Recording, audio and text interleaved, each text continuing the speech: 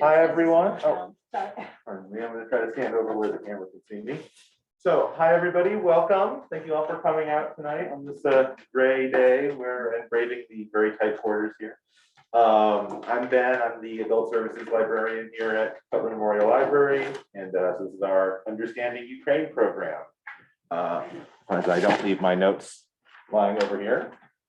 In the unlikely event of an emergency, the closest exit is right over there, which some of you can see that door, and out onto the front lawn, and we can just move away from the building. Not likely to happen. And yes, can people on the chat, on the Zoom call hear me okay? Oops. Yes, we can. Thank you. All right, great. So let me introduce our special speakers for tonight, Dr. Nichole Loring and Dr. Martin Menke. Nichole Loring is Assistant Professor of Political Science at Rivier University. She teaches courses on elections and voting, women in politics, modern China, international relations, and propaganda and conspiracy theories. She has an upcoming book chapter, Corruption in Comparison, Clientelism, Nepotism, and Electoral Engineering in Southeast Asian Politics, which will examine the issues of corruption in Southeast Asian politics as a foil for corruption in US politics. And Martin Menke is Professor of History at Rivier University. His teaching and research focuses on 20th century Europe, particularly the relationship between national and religious identity in Weimar Germany. Dr. Menke's most recent publication is a book chapter on Mein Kampf, Catholic authority and the Holocaust in Hitler's Mein Kampf and the Holocaust, Prelude to Genocide, Bloomsbury Press, 2022. He has taught at Rivier University since 1997. So thank you, doctors, for joining us. Well, thank you, everyone. We're going to see how we would make this all work tonight. Let's see, we need to go to slideshows. You can use the cursor. And no, I did not bring her to move the slide.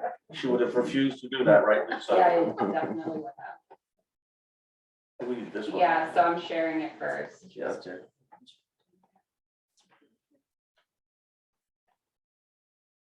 Okay.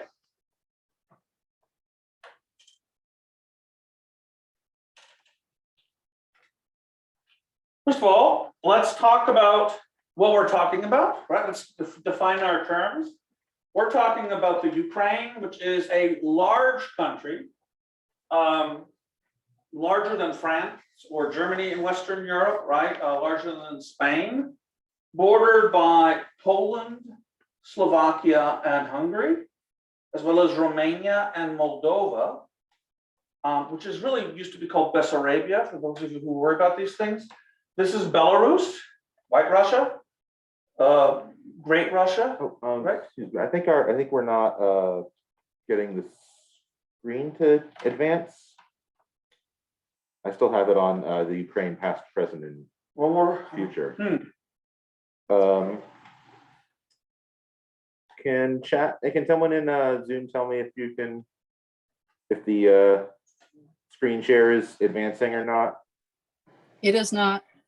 Okay. Maybe you need to hit screen share to the window that's the. Let's try one of the other windows. We see it. It just doesn't look like it's in presentation mode.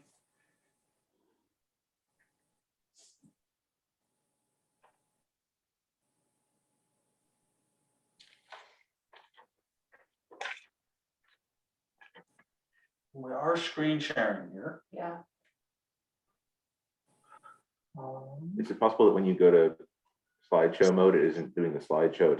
It's staying on the PowerPoint window instead. I don't know why it would do that. Why don't I can change the screen share setting. Yeah, you want to try that?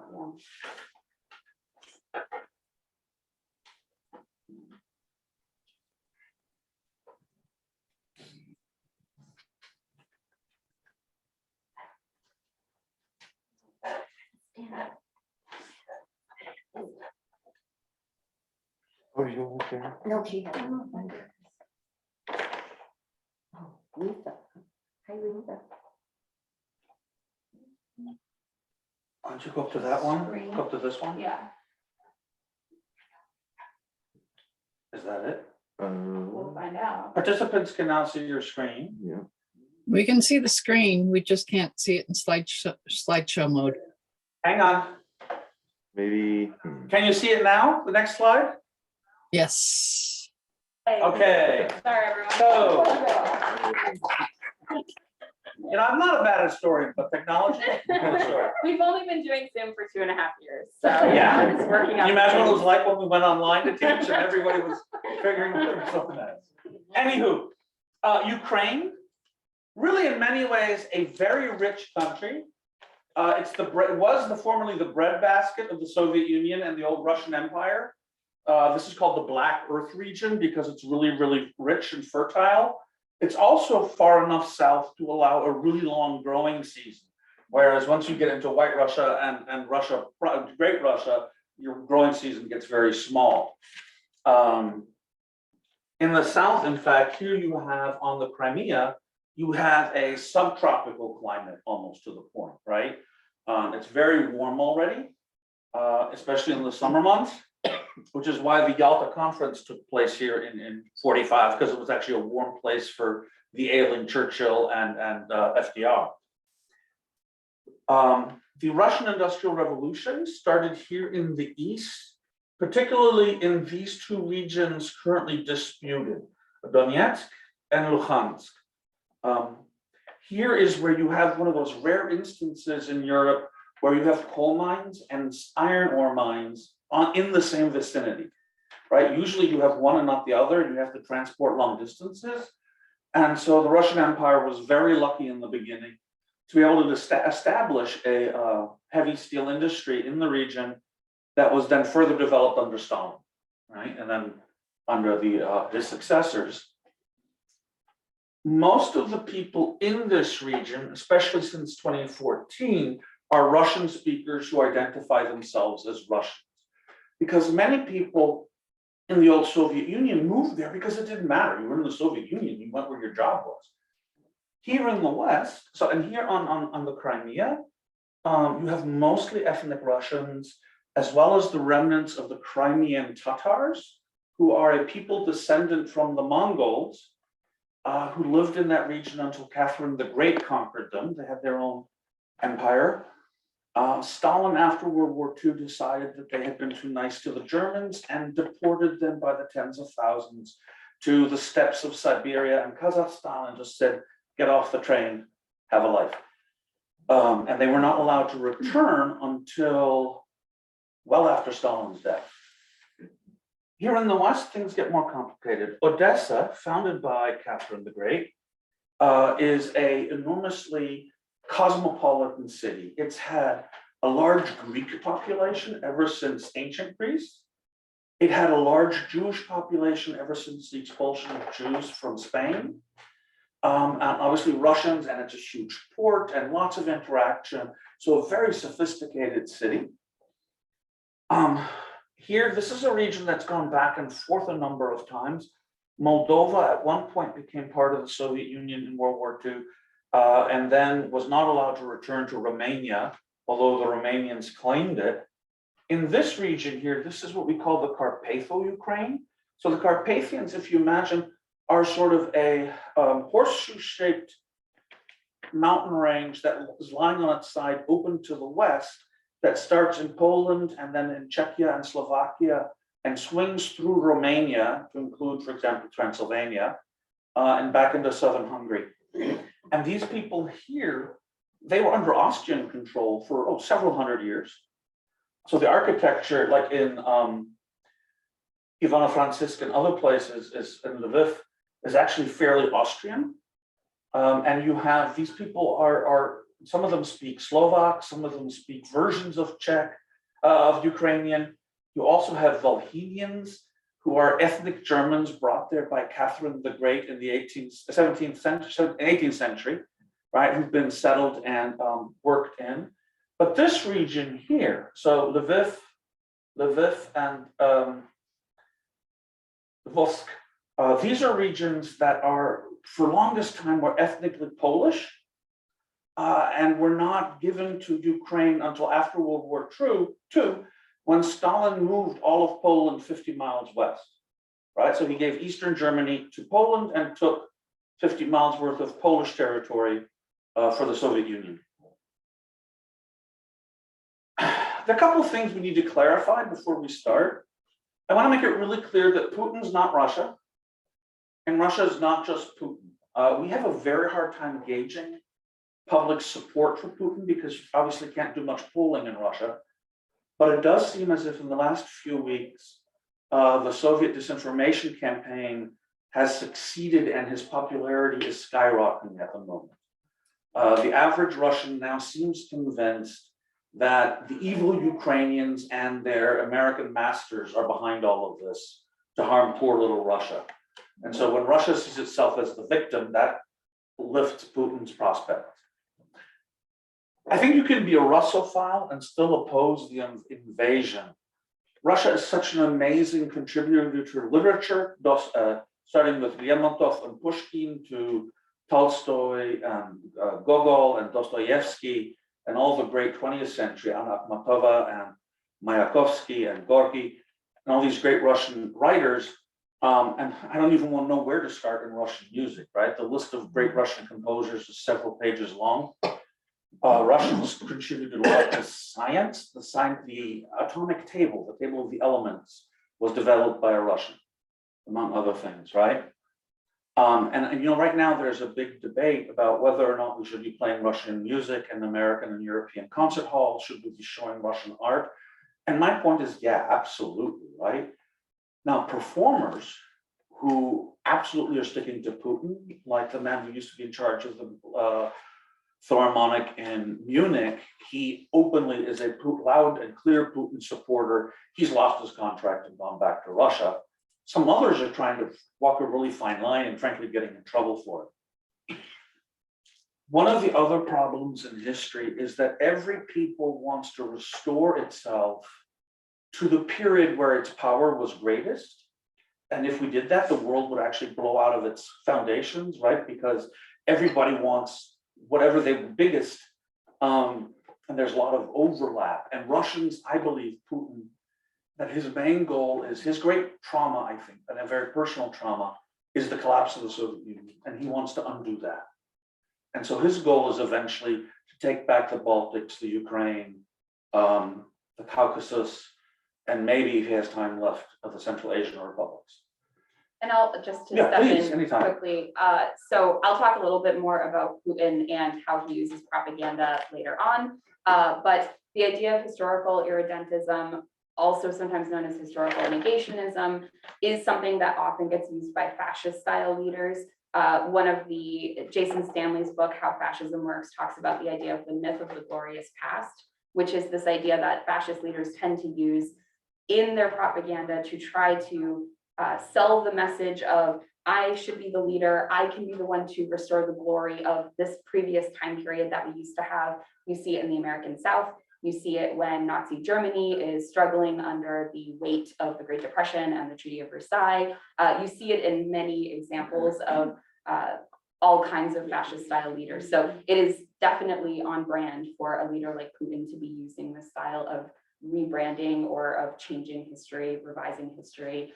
He, as I understand it, the room that he spends a lot of time in has a number of busts of famous Russian leaders, among them Catherine the Great, Peter the Great, and he sits himself in between them as if he will be the next Vladimir the Great, right? That is his plan. So that's his goal here. I would not be surprised if by the end of his reign, and I do mean reign, his sycophants would want to crown him Tsar of all the Russias, right? On the other hand, though, there's no real cause for our self-congratulation or superiority. We made a lot of messes in the last 20, 30 years that contributed to this outcome. Back in the late 90s, there was a great talk by the historian Richard Pipes at UNH, And he said, for God's sakes, whatever you do, don't push the Russians into a corner, which is exactly what Kennan had said in the Great Little Long Telegram after World War II, that we're not dealing with Russians and ideology, we're dealing with the Russian bear that's been invaded one too many times and is paranoid and feels threatened. And the last thing you should do to someone who's paranoid is push them into a corner. Well, when in 2008, we invited Georgia, Armenia, and Ukraine at a meeting in Bucharest to join NATO, that went down really, really badly in Moscow. And the fact that Poland and the Baltic states are in NATO is just a horrible offense in the Russian mindset. And whether or not it's legit doesn't matter. Problem is they feel that way. And so when you deal with them, you have to take that into account. There have been a number of efforts to resolve conflicts over the last few years. And Dr. Loring can say some more about that have just not either been sincere or people have been ignorant of reality or whatever it is. Right, That right. have failed. Right, exactly. And I think that the idea of having been backed into a corner, especially a country that feels as if it had a moment of greatness that is slipping through its fingers, and a sense that there is in many ways encroaching on different borders, that the Western border is being encroached upon by the EU and by NATO, that on the East and the South, they have to worry about China and the power there. There is this feeling of a sense of loss, a sense of aggrievement, and that is something that can be very dangerous if people are feeling like it makes populations susceptible to those types of messages if they feel like there is something that they have lost that they used to have. And so that's something that I think it makes it easy to twist the things that the West have done into messages of propaganda. So historically speaking, Russia began in Kiev. In the 7th, 8th century onward, this region of Europe was Christianized. Of course, you probably know the word Cyrillic for the Cyrillic alphabet. That was created by Saint Cyril and Methodius when they Christianized the region, because like many peoples, they didn't have a written language. The early settlers in this region are, we think, Varangi, who probably came from somewhere up here, right? In what is today Finland and Karelia, but we really don't know a whole lot yet about early Finnish history. We used to think we understood where their language came from, and we don't. And so this is a problem. And you have lots of people here, Croats, who obviously get moved over, these Volhynians, and all of these tribes, they turn into small principalities, and many of them become important trading points, like Novgorod. The main way into Eastern Europe was to sail up the Baltic and then travel from essentially Lake Ladoga, what is today St. Petersburg, to Novgorod, and then trying to find your way down to Kiev, from where you could take the river to the Black Sea, right? So those are the main trading routes, and Kiev is already a flourishing city at a time when nobody's even thought about building anything on the banks of the Moskva, much less the Kremlin or the modern city of Moscow. The glory days of this Kievan Empire or Kievan Empire come in the 13th century, right? So this is the time in the West of our Crusades, things like that. There is a lot more contact nowadays that we know of than we used to think. We used to think that Eastern Europe just did its own thing. They were under the Mongols for a long time, and none of our Western periods like Renaissance, et cetera, apply to them. And we now know that's simply not true. But here you have lots of principalities, Kiev being the central one. It's where the patriarchs lived and worked. Vladimir is an ancient city. And I think at that time, people would have had a hard time understanding when if you were to ask someone, are you Kievan or are you Russian, right? That would have been all the same back then. But historically, they then began developing apart. Okay. In the interim, those 300 years in the middle, Russia became a country of its own that moved to the east, founded a capital at Moscow. So one of the things we often forget is that Russia's been invaded as many times from the east as it has from the West, by Mongols and Tatars and various other Central Asian peoples. And so when you look at Russian architecture, Russian culture, Russian dress from before the 1600s, it looks very Asian. Long silk embroidered coats, long beards, strict separation of the sexes, almost like in the Islamic world. Right, and architecture that looks fairly Asian compared to the West. And so, and for the longest time, Russians paid tribute financially to the Mongols, right? And so part of their goal was eventually to drive the Mongols back or out. But meanwhile, Islamic peoples, because the Mongols had converted, became very, very heavily represented here in Central Asia and in the Southern Caucasus. And Ukraine was kind of reduced because the Russian state, the Russian principality began expanding at a time when Kiev was in decline. And so at that point, there's a role reversal between Moscow and Kiev. Moscow becomes the center of all things Russian, and Kiev sort of starts developing on its own. One of the things that often we forget, especially since World War II, is the Pale of Settlement. At the time of the Crusades and some of the worst moments of anti-Semitism in Western Europe, Jews obviously decided they weren't staying there. And the Grand Dukes, the kings of Poland and the Grand Dukes of Lithuania, who at the time controlled the region, at one point, Poland actually stretches down to the Black Sea, invited in, not because they were really thinking about Jews, but they're thinking about people who had highly developed commercial law and commercial practices, who were highly skilled craftsmen, and who were highly literate. And their own peoples were frankly still highly uncivilized. And so they invited the Jews to live in the Kingdom of Poland and the Grand Duchy of Lithuania. And that became known as the Pale of Settlement, from the Baltic down to the Black Sea.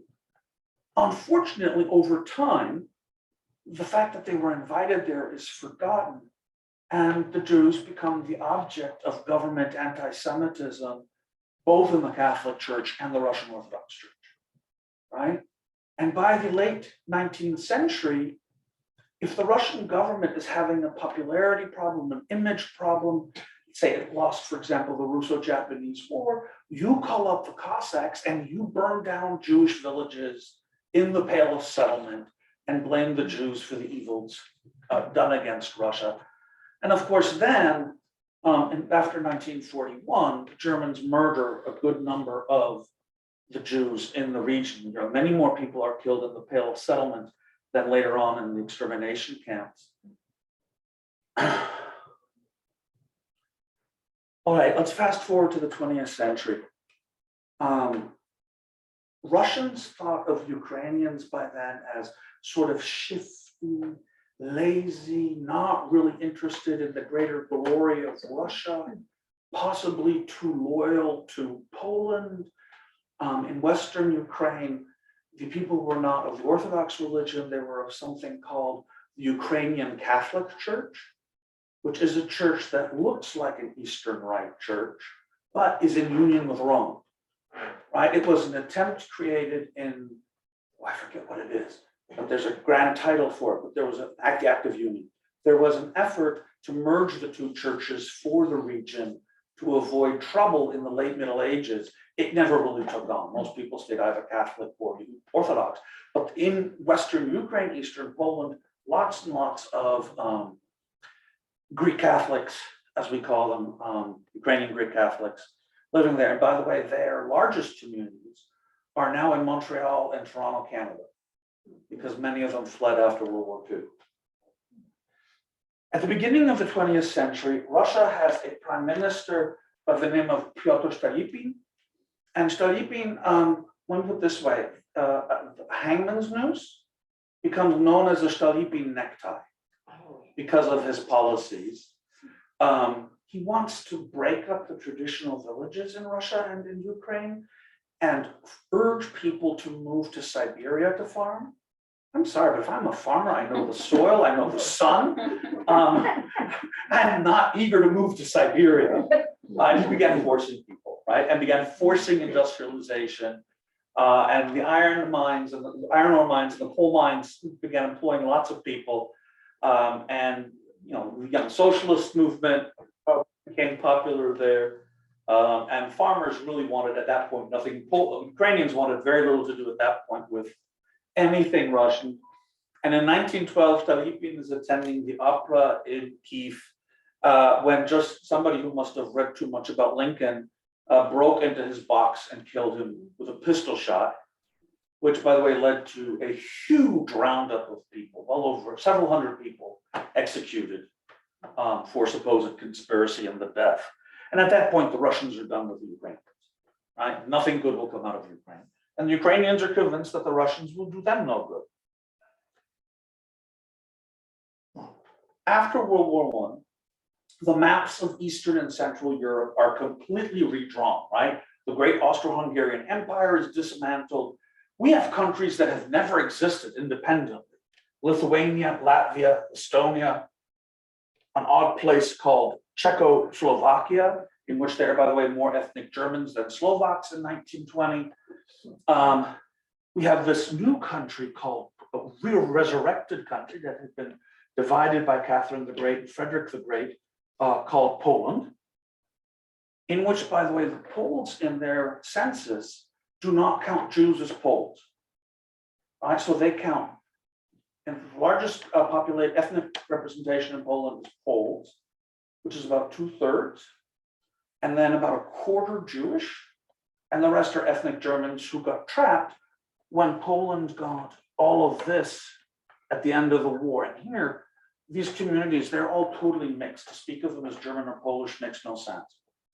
But in the East, the Poles thought that this would be the moment where Russia after the revolution is so weak that Poland could regain some of the land it had lost over the centuries. And the Poles attacked Russia. And Trotsky was leading the Red Army, and the Red Army actually got as far as the outskirts of Warsaw in 1920, until the Poles rallied and made this their national cause and drove the Russians back. And in the subsequent peace treaty, this whole region, so parts of what is today Lithuania, this entire region down here, all of this becomes part of Poland again. And honestly, the people there are ethnic Poles, so it kind of makes sense. And that's a much more homogeneous area. But as you can imagine, the Russians have long memories and are bound and determined to get that back. In the Russian Civil War, a lot of the fighting takes place in Ukraine. And Lenin has this interesting attitude. He hates the peasants, he hates the farmers. And the peasant, the government's coming around collecting, confiscating grain to feed urban workers. And he gets reports that they're not finding any more grain and that the peasants are all saying, that's my last bag, that's my seed grain for the spring. And Lenin says, don't believe them, they're lying, they all have more hidden away. And it all gets confiscated. And in spring, nobody has seed grain. And as a result, several million Ukrainians die. And Lenin, to his great chagrin, has to admit that arch-capitalist Herbert Hoover, who had fed starving Belgian kids during the war, into the Ukraine to feed starving Ukrainian children. Right? Otherwise, there would have been even more. And so you can see that, again, Ukraine suffers, and it leaves, again, the Ukrainians absolutely furious with the Russians. Right? They want nothing more to do with them. In the late 20s, early 30s, Stalin decides that Russian agriculture needs to become much more effective to create more profit to fund the industrialization of Russia. And so he decides that what Russia needs is, it needs a system of collective farms. These tiny plots by little peasants are inefficient. And Russians like big. And their farming equipment they build, their tractors and reapers and harvesters are enormous. And little fields separated by hedges just won't do. And so the farms are collectivized. And I'm sure Dr. Loring could say some more about that. Yeah, I was just teaching about the Great Chinese Famine yesterday. So Yes. there's a lot of similarities between what happens in the Holodomor in Ukraine and in China, but the collectivization campaign essentially means that farmers, for whatever reason, tend to be ignored. Their opinions about how to grow things and in which soil would be best for which plant seems to be ignored in these collectivization campaigns, even though they should be the experts in how to grow the plants that they grow. So collectivization campaigns under Stalin, also under Mao, lead to millions of people dying because essentially the efficiency of a farmer that owns a plot of land that one family can handle and that they have some skin in the game and that they know that they're not going to have all of their crop confiscated at the end means that they're motivated to grow, and then also that they're able to make decisions about what makes sense to grow where. And unfortunately, when forced collectivization campaigns take place, it tends to mean that it's less efficient, and then also it leads the peasants to, if they have quotas to meet, they tend to lie if they don't meet the quota, because if you are expected to meet the quota and you want to please the party, then you say that you've met the quota even when you haven't, and then the party will raise the quota for the next year. So if you don't starve in year one, you have less to eat in year two. Livestock numbers plummet by at least 50%. Take your favorite farm animal, because there's no food for them, right? In addition to which, in 29, there starts something called the dekulakization. The Soviets had created a myth of the kulak, who's like this wealthy peasant who lords it over all the others and exploits everybody and is getting rich at the expense of the workers who have to pay so much for food. And so Stalin announces that these kulaks are parasites and have to be removed. And the NKVD, the forerunner of the KGB, shows up in every village and essentially arrests the wealthiest family there. And your wealth distinction could be one chicken more than your neighbors. And you're put on a train and lovingly dumped in Siberia and put in a forced labor camp. These two events together, the Holodomor and dekulakization, costed Ukraine another 3 million lives in the early 1930s, right? We all know that the German invasion did not come unexpected. People had been warning Stalin for a long time, but Stalin didn't want to believe any of them. He thought that Hitler, at least for a little longer, would be true to his word. And hours after the last minerals train crosses from Russia into occupied Germany, into occupied Poland by the Germans, the German army in June of 42 invades Russia with millions of men.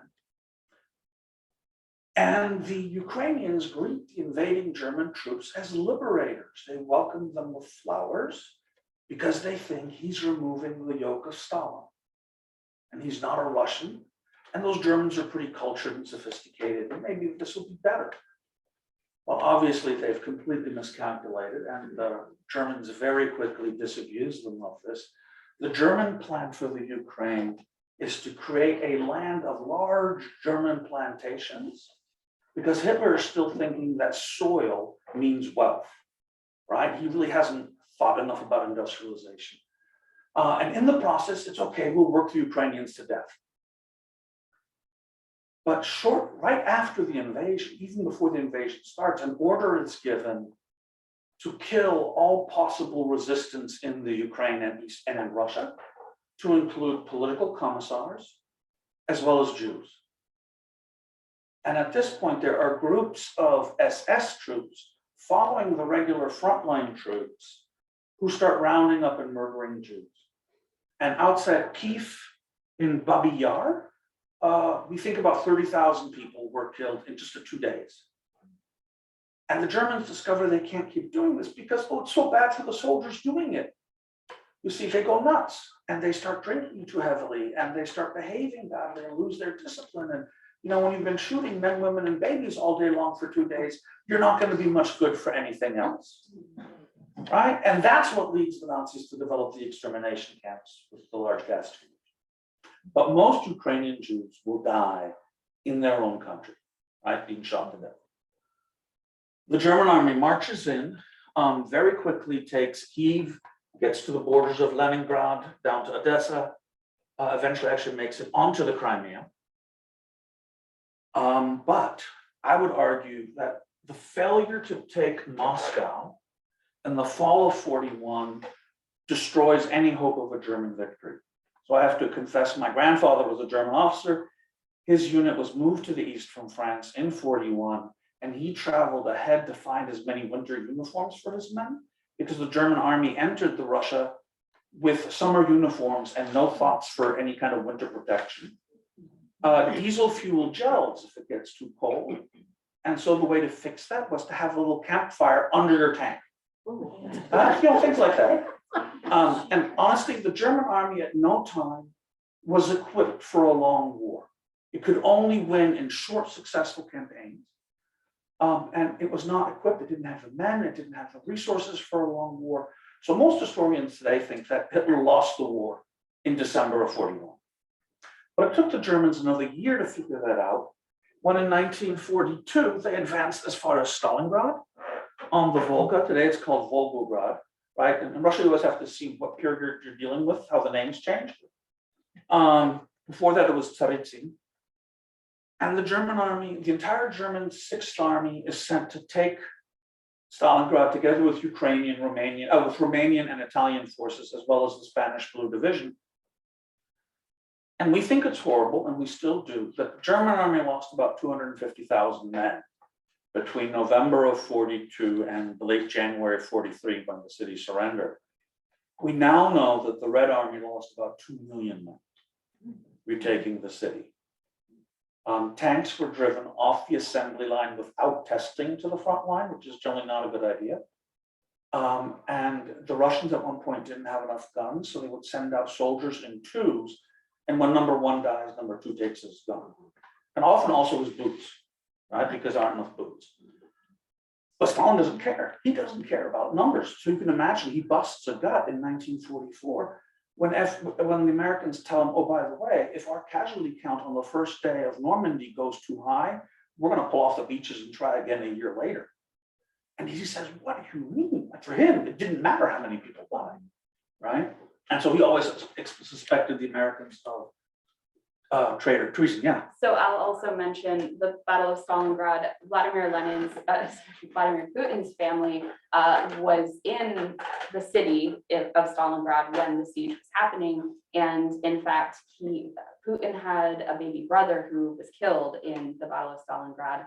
And I think it says something about a person whose family survived something like the siege of Stalingrad, where many, many millions of people died, where people were starving to death because of the siege conditions, where there were reports of cannibalism in the city, where your own family members, including babies, that your baby brother dies, and he is still willing to do the same thing to cities in Ukraine. The fact that that is something that he's able to make a calculation about does say something about the importance with which he considers regaining territory and regaining Ukraine. This is not somebody who is thinking in an empathetic way in any way. No, he seems quite incapable of that. Right, yes, yes. Okay. So Ukraine evolves over time. And it gets this region here, Polish territory after the partition of Poland. It gets this after World War II. Stalin wants direct access to Hungary for the Red Army, and therefore Slovakia has to cede the Carpatho Ukraine to the Soviet Union in order to give the Russians that easy access. This region here, these are Romanian territories that Russia annexed during the war. And the Crimea is technically part of Russia until the mid-50s. Stalin's successor, Nikita Sergeyevich Khrushchev, was a Ukrainian. And so he decided, as sort of making amends to the poor Ukrainians for all their suffering, that maybe they could spend some vacation time on the Crimea if it became part of their republic. But in the old Soviet Union, it simply didn't matter, right? That was a formality. The German retreat through Ukraine was awful. In the tank battle of Kursk, is the largest tank engagement of all times, 3,000 tanks engaged. You never saw that in the current war. And the Kyiv is devastated, everything's completely devastated. But interestingly enough, especially in this region, but also in this region here, so Western Ukraine, you have armed resistance by Ukrainians and Poles against the Soviet administration, well into like 1952, 53. And the KGB responds by burning down villages where people were staying or where, you know, you think somebody might be from, which only further worsens the situation. Right, so there was resistance. Like I said earlier, in the, do you want to talk about Kenneth Telegram? Oh, no, it's you. Okay. After World War II, George F. Kennan, a State Department official, was sent to Moscow to the embassy to observe for a while. And he writes this telegram in which he says, yeah, no, we're not dealing with Bolshevism, we're dealing with Russian paranoia. But he gets the diagnosis right, but the treatment completely wrong, which is containment. Right? He automatically assumes that Stalin will want to expand wherever, however he can. And I would say that except in Germany, that's probably not the case. Now, Stalin, the end of the war was a shock for Stalin. Like Putin in Ukraine, he thought that the Red Army would be welcomed all over Europe as the great liberators bringing civilization. But A, people knew what it was like to live in the Soviet Union. B, the Soviets treated all the people they liberated as if they were Russians. So being knocked out of bed at 4 a.m. by the NKVD for an interrogation, in Russia, that's an unfortunate reality. In the rest of Eastern Europe, that was seen as a huge affront. And we don't know, we're not so sure anymore that Stalin really thought he could stay in Eastern Europe, because in occupied Germany, he dismantled huge factories in order to take them back to the Soviet Union to rebuild.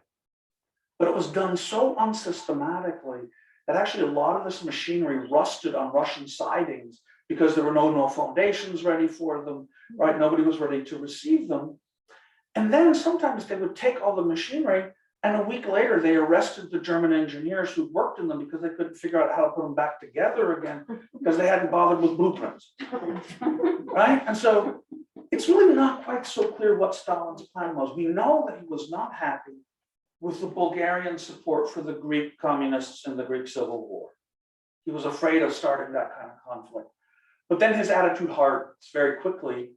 There are free elections in Hungary at one point, local election, in which anti-communists win, and then in Germany, in the Soviet zone, which the communists lose. And that's the last free election in Eastern Europe until 1990, right? Poland, we keep asking, when are you gonna have elections in Poland? And he says, yeah, when times are ready. They're not gonna be ready. One of the more controversial Ukrainian heroes and leader of much of the, one of the sort of the patron saint of Ukrainian independence is Stepan Bandera. He is a fierce Ukrainian nationalist. Unfortunately, he's also fiercely anti-Russian, anti-Polish, and anti-Semitic. And so there are statues of him in places where his partisans killed Jews, which, as you can imagine, the descendants of those Jews, most of whom have emigrated from Ukraine, don't appreciate. Right, and so Ukraine still needs national heroes in a way that it really can't afford to be honest about them and to be really differentiating. You know how we need George Washington, who can't tell a lie for little kids, and we can't look at some of the less pleasant things he did, or Jefferson. That's the way the Ukrainians are with Banderas. During World War II, he collaborated with the Germans to kick the Russians out, which means that he has to flee after the war, and he operates Ukrainian partisans from the American zone of occupation in Germany, where in the 1950s, he is poisoned by a Russian agent, we think with an umbrella crook. So one of the ways the Russians kill people they don't like is they have a little bit of poison at the end of an umbrella, and they accidentally poke you at a bus stop, and a couple of days later, you're gone. And that's how they got to Bandera. So he's a national hero when maybe he shouldn't be. The Ukraine played a crucial role in the Soviet Union's defense industries. Until 1991, they built ICBMs. They built the one Russian Soviet aircraft carrier that ever went into operation, and it's now rusting. The Antonov airplane factory is outside of Kiev. In fact, you may have seen the images of the Antonov, I forget the number, 27. It's that enormous craft that has 8 engines. It's the world's largest transport aircraft, which was destroyed in one of the first hours of the war when the Ukrainians bombed one of the airfields outside Kiev because they wanted to make that the center of their operations, right? They made armored vehicles, air defense systems, and at Luhansk, which used to be Voroshilovgrad in the Soviet days, are enormous diesel locomotive works. So all of Eastern Europe most of Eastern Europe got its large diesel engines from the Soviet Union, right? Because you didn't have a choice until the Soviets would tell you to buy them. As you know, probably all of you, except for you, young man, are probably old enough to remember the happy days of the breakdown of the Berlin Wall and the subsequent collapse of the Soviet Union, where we thought that peace forever had broken out. Those were really good years. I really tell my students, I'm so sorry they didn't live them, because our college students are now born after 2000. They have never not lived in crisis, right? They're kind of like Cold War kids. But anyway, the Soviet Union broke up in 1991. The Baltic states were the first to go. The Ukraine declared its independence, Moldova, and eventually the Central Asian and Caucasian republics. And for Putin, this is the greatest catastrophe of the 20th century. He said that. Putin in 1989, when the wall fell, was in Dresden, East Germany, stationed there with the KGB. He had hoped for a position in the West, but his grades just weren't good enough, and his interviews and ratings weren't good enough, so he got sent to Dresden, a sleepy little town in the southeast of Germany. When the demonstrators started marching around Dresden to break open the secret police archives and stations to make sure that none of the records got destroyed, they also knew where the KGB had its headquarters in Dresden. And a crowd of people showed up outside the building. And Putin just can't imagine that people would do this. In a Soviet state, this just doesn't happen. And then he calls for help. He says, send me some armored personnel carriers and troops to guard the building. And his commanding officer says, well, we don't have permission yet from Moscow to move out. Permission never came. And eventually the commander sent them some troops on his own, which is very un-Russian. You may have heard that many generals have died on the front lines, more than in the West. The Russian army doesn't trust its officers and men to make decisions, which means everything is highly centralized, which means you need lots of generals running the place, right? Nichole, you want to add? So, Well, there's a question. oh, okay. And gentleman in front of you. In the map of post-Soviet states, I thought Poland was at some point a Soviet state. Or was it not a Soviet state when the breakup happened? So Poland was partitioned a number of times. Under Catherine the Great, she invaded Poland and took it over for Russia. After the World Wars, Poland gets some liberation back, and then again, it gets partitioned. So part of Poland had belonged to the Soviet Union, and the Germans had also controlled part of it. I don't recall, what was the year that it Regained? regained independence? Well, remember that the Poles were the ones who gave us the Solidarność, the Solidarity Trade Union Right. movement, and Lech Walesa. Mhm. So Poland is under martial law, I think until late '89, and Right. then the government starts having a dialogue with the opposition, which leads to one of the great things about the fall of the wall and the end of communism is how peaceful it was. There were a couple of revolts the Russians put down in the Baltic republics, and of course Ceausescu and his wife were shot, which they may or may not have deserved. But everywhere else, things went really peacefully. But Poland was Polish, what was called the People's Republic of Poland, was an independent country after 1945, but it was under Soviet influence. All these countries in Eastern Europe could not make their own decisions about much of anything, and were controlled by the Soviet Union. And so, no, they're not an integral part of Russia. They have their governments, flags, militaries. But when push comes to shove, their decisions are made in Moscow, So right? they're In puppet Russia. states? Yes, exactly. Very good. Yeah. Just let you know, we're about Yeah. 10 minutes. Sorry. Okay, no. As you may know, in 2004, Ukrainians overthrew their first post-Soviet governments that were horribly corrupt and created a much more democratic government. We call it the Orange Revolution. It was in a series of revolutions across Eastern Europe known as the Colored Revolution. So each country had its own color and Ukraine was orange. Yeah. Putin, I've already really explained what makes him tick. It's this deep trauma. And for most of his life, he lived very humbly, but boy, has he developed a taste for luxury. He has a dacha, by which you should think of like a cabin in the woods for Russians, on the Black Sea that costs $200 million, right? He came to power, he was in the KGB, didn't have a job when the Cold War ended, went back to St. Petersburg, became the right-hand man and fixer of the governor, was then promoted to Moscow in charge of essentially making sure the money didn't all disappear, and then became head of the FSB, which is the successor to the KGB. And Yeltsin, the president of Russia at the time, was a professional drunk. And he mentioned he dies of liver failure. His kids are robbing the state blind. Lots of people, the oligarchs, are getting rich, and I know Nichole can talk about those. And so he nominates Putin as his successor when he decides to resign.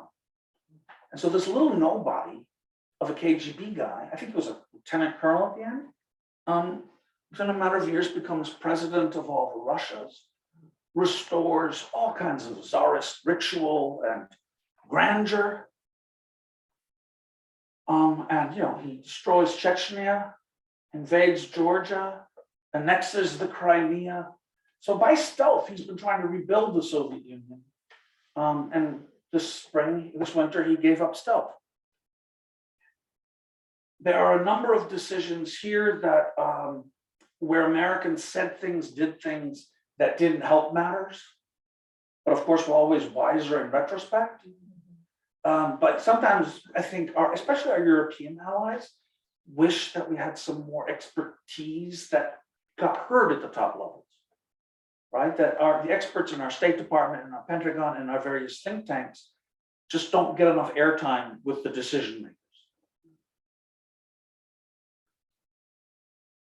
Okay, and Putin wants to restore Russia, push away NATO, and democratic civil society.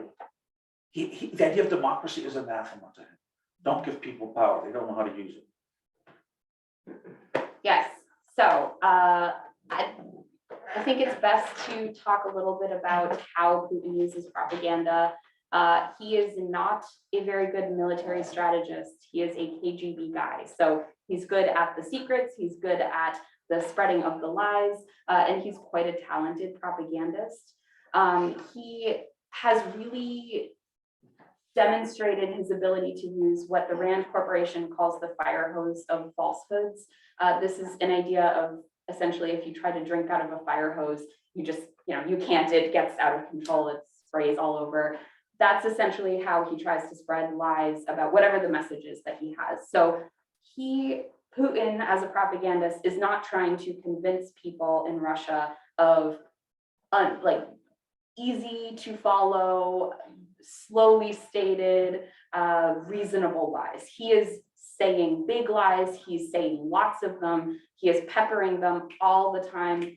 Every time there's a new propaganda piece and you're like, that doesn't make sense, there's a new one coming at you, it's hard to keep up with it. The way that he's trying to spread his propaganda is through the media, censoring Western media, censoring the state media, crackdowns on protesters, crackdowns on people who are trying to try to edit him. We saw this also with, for instance, the annexation of Crimea, the little green men that some of you might be familiar with, the idea that all of a sudden there were these soldiers with no insignia on their uniforms marching around in Crimea, and people said, well, these are Russian soldiers, and Putin said, I don't know what you're talking about.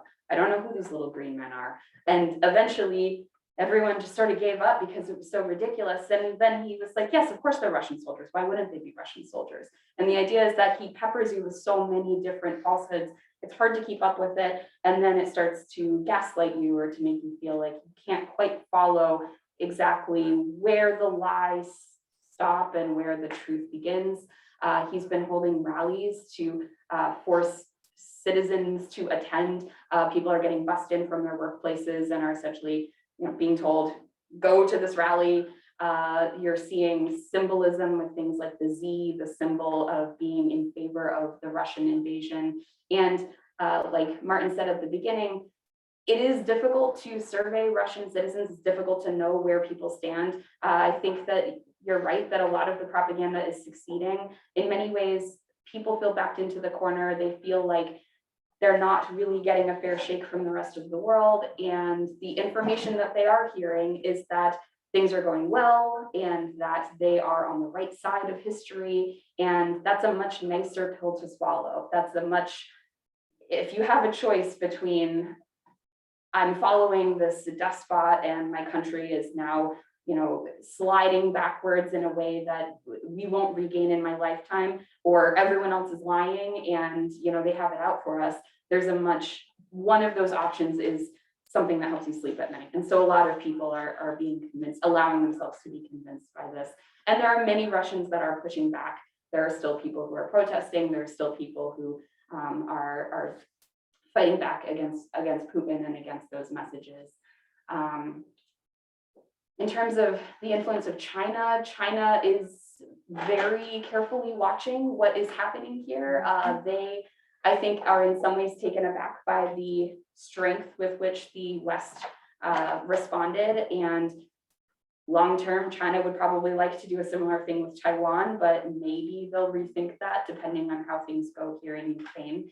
I think one of the great ironies of this is that the thing that Putin feared the most is the thing that he ended up forcing to happen, which was a united West. That he made NATO stronger by doing this. Without this sort of catalyst, without an invasion that prompted a worldwide agreement that this was egregious and that we had to do something, NATO would have never been as unified as it is right now. The West would have not been able to pull themselves together in this way. And in some ways, it sped up the thing that Putin was worried about. The other thing that we're hearing about a lot is that this is a problem that happens for propagandists a lot, is that they start believing their own lies. And when you only surround yourself with sycophants and with yes men, you don't have a full picture of what the situation is. Putin believed, you mentioned before, that Ukrainians greeted the Nazi army with flowers when they invaded. Apparently, Putin was enraged when he was not also greeted with flowers when he arrived in Ukraine recently, because he thought that he would be. He is surrounding himself with generals who say, yes, we will win the Ukraine back in 3 days. We'll win Kyiv in 3 days. They knew that they were not going to take Kyiv in 3 days, but you can't tell Putin that you're not going to do it. And so this tends to be a problem in a lot of regimes like this, where if the leader doesn't want to hear something, he fires the people that say the thing that's true, and then they start making decisions that are not based in reality anymore. And unfortunately, it's not just him who's suffering, it's the Ukrainian people, also the Russian people, and everybody else is trying to help and is suffering as well. So I'm sure we probably have questions. So I don't. Yeah, we have, we can take a little more time for questions, I think. So anyone would like to? By the way, if you want to hear more about propaganda, Professor Loring gave a great talk last week to our juniors on Russia's use of propaganda. So you should invite her back for that. I'm happy to do it. I do other propaganda too, not just Russia, but Russia's the interesting one right now. So. American propaganda. Yep, I teach a lot about that. Yeah. It happens everywhere. It is, yeah.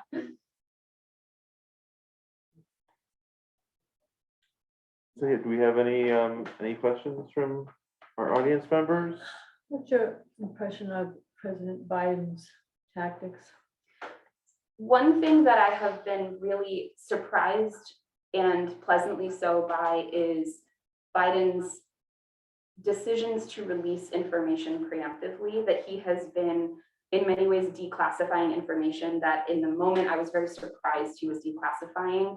And my read on it is that his decision to do things, one of the things he declassified was the Russians had a plan, I believe it was in February 23, the 23rd or 22nd of February, he released information, well, the Biden administration released information that the Russians were planning a false flag operation. A false flag operation is essentially staging a fake military attack in order to justify. So what they were planning on doing was hiring actors to wear Ukrainian military outfits and to blow up a building or something, so that then they would have some sort of reason, some sort of justification.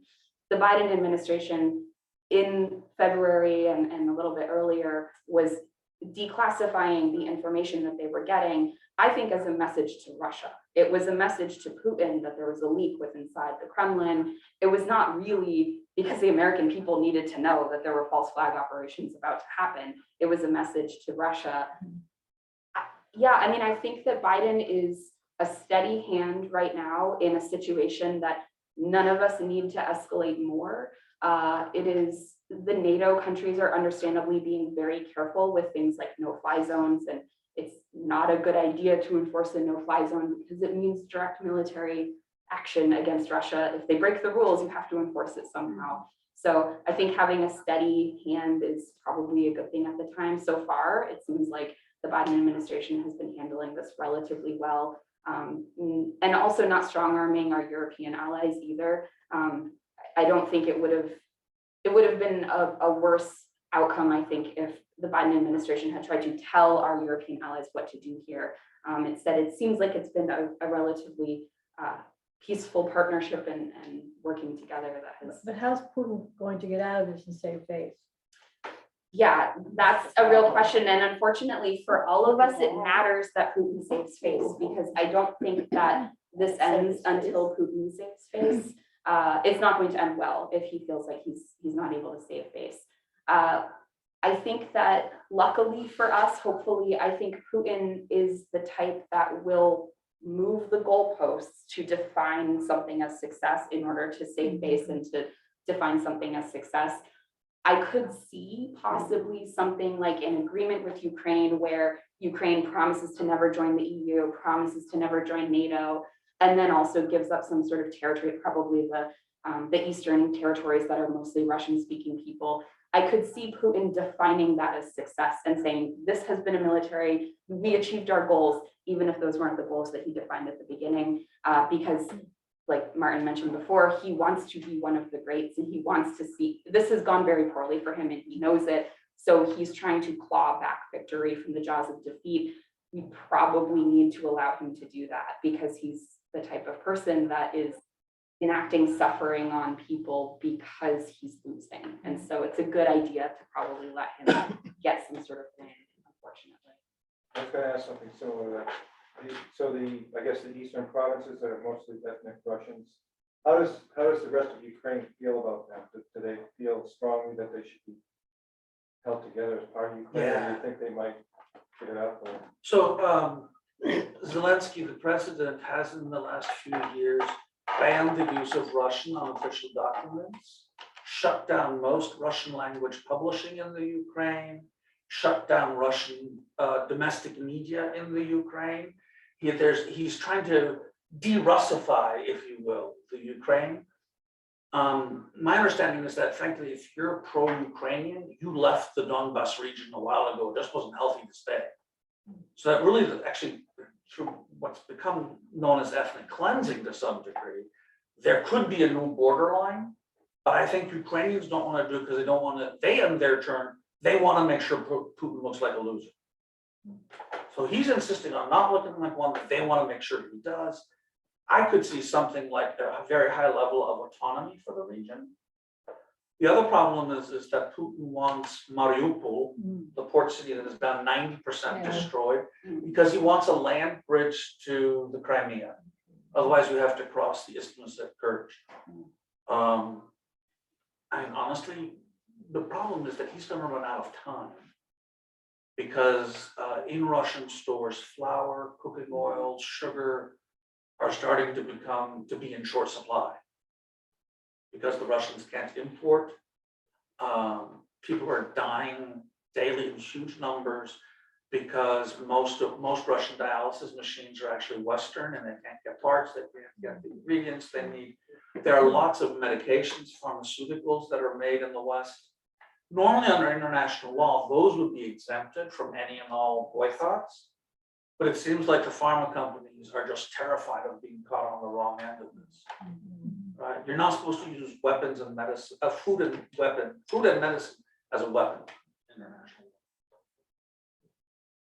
From my own experience, the propaganda is not new.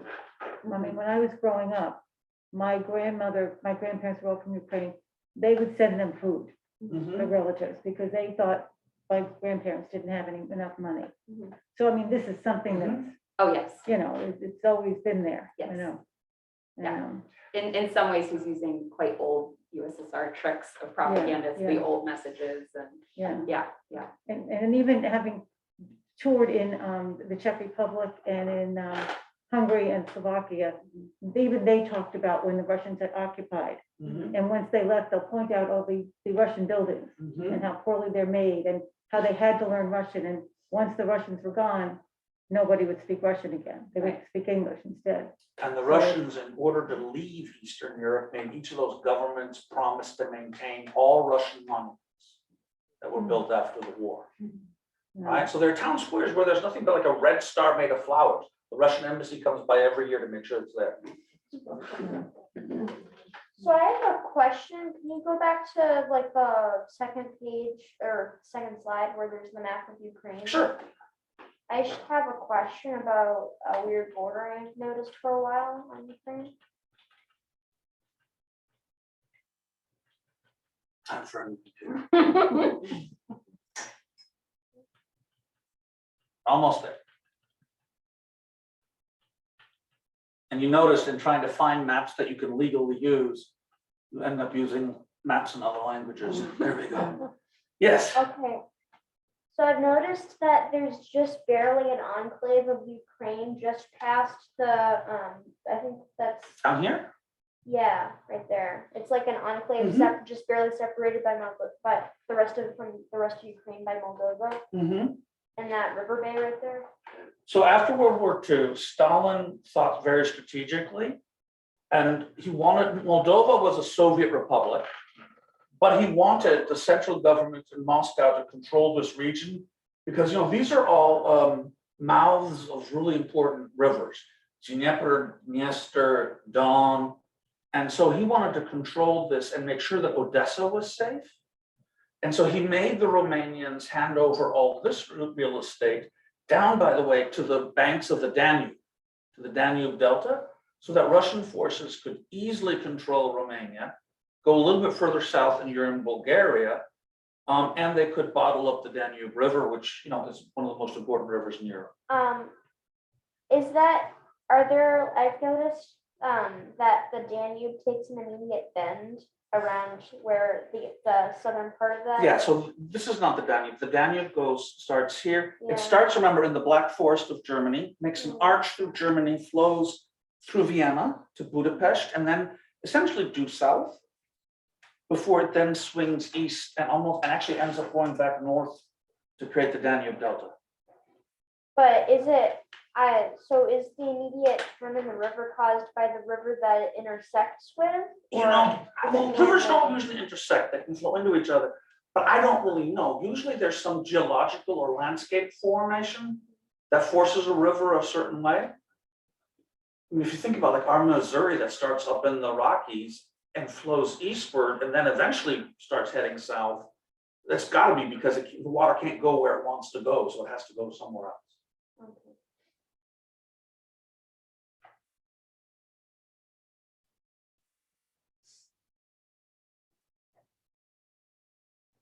All right, do we have any questions from folks who are joining us online? Also, you can type or raise your hand and I can unmute folks, I believe.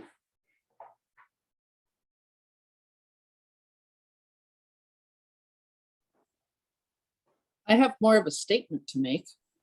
Sure. You were just talking about the rivers and the way they go. and you brought up the Missouri River. I'm kind of from that area of the world, of the continent. And along the, somewhere in North Dakota and that, there is like the continental divide between the north and south of the continent. And all rivers north of that point flow north to the Arctic Ocean. And all rivers south of that flow south. And so that's something that could be happening over in Europe. We just don't know about that. Yeah, I mean, we need a geologist or geographer, We'll hydrologist. bring a geographer next time we do this. Where's Stephanie when we need her? Yeah. So, I do know that, the separation between the European continent and the Asian continent is close to that region. It's in the Caucasus and runs through the Dardanelles and the Istanbul. Yes, and then up north it runs through the Urals, so it runs a little bit further east than the Caucasus at that point. Really, geographically speaking, you could argue that, or geophysically, you could argue that there's a Eurasian continent. The Urals mountain range border is fairly arbitrary. And before the Suez Canal, you could even say that that there was an Afro-Eurasia. Maybe, although there the plate tectonics are really different, right? But yeah, I mean, the way the Earth's crust moves has really very little to do with what we define as continents.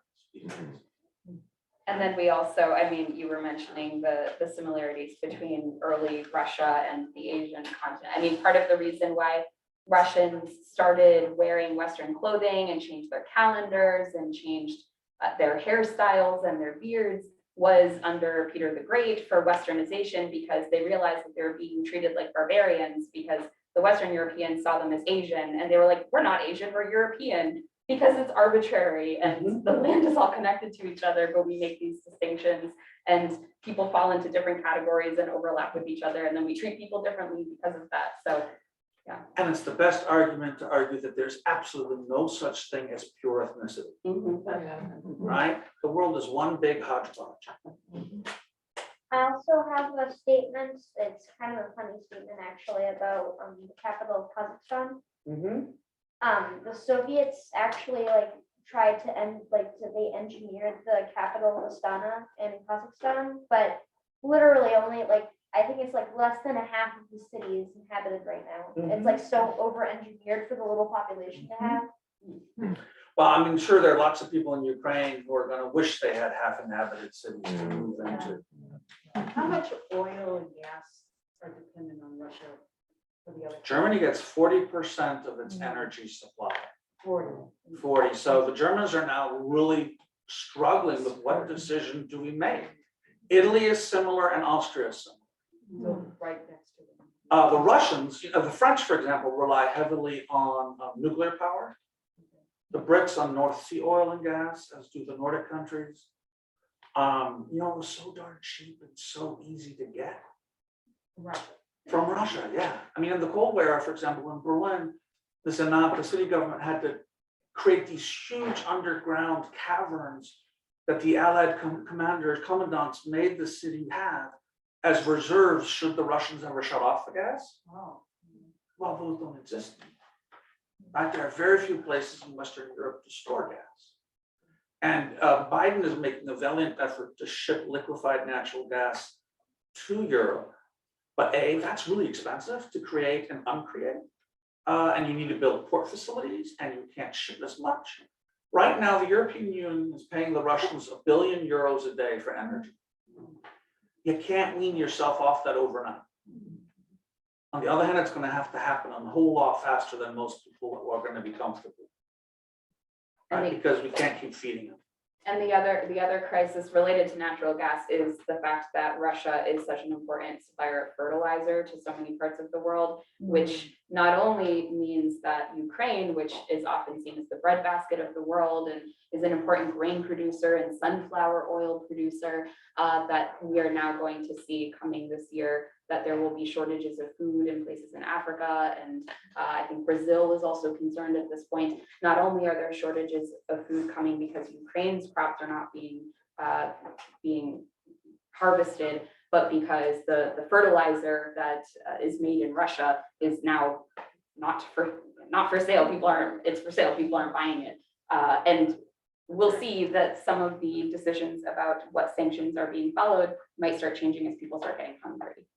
That countries can say for right now, yes, we're not buying fertilizer from Russia, but once the citizens start wanting food, those decisions may change. Yeah, the question really is how much do Western and all the other non-Western countries, how ready are they to suffer? Right.